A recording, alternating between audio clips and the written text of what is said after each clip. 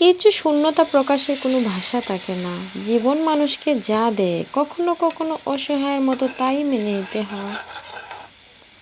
আসসালামু আলাইকুম এভরিওয়ান, সবাই কেমন আছেন? আলহামদুলিল্লাহ, আমি ভালো আছি। মশলাটা কষিয়ে নিয়েছি, একে একে ডিম দিয়ে দেব 3টা। এভাবে মাঝে মধ্যে আমি ডিম রান্না করি, ভীষণ ভালো লাগে খেতে, সময়ও কম লাগে। আলহামদুলিল্লাহ, ডিম বোনাটা ভীষণ মজা হয়েছিল।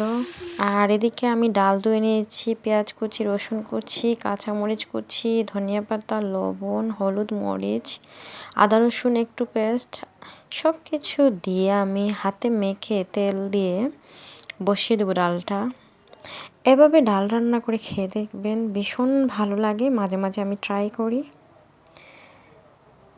এটাকে অনেকে ডালের চচ্চড়ি বলে বা হাতে মেখে সাজিয়ে ডাল রান্না বলে।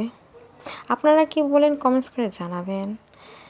এদিকে আমি সার্ভ করে নিচ্ছি ডিম, তারপর লাল শাক ভাজি, ডাল বোনা, সব কিছুই আমার হয়ে গেছে।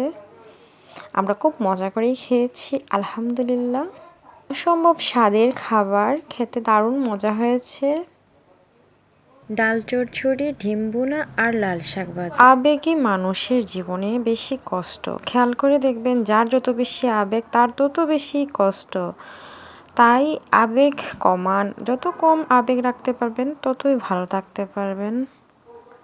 আমি তো খেয়ে নিচ্ছি। সবাই ভালো থাকবেন, সুস্থ থাকবেন, আমার জন্য দোয়া করবেন। আল্লাহ হাফেজ, tata, bye bye, take care. দেখা হবে নেক্সট কোনো ব্লগে। আসসালামু আলাইকুম।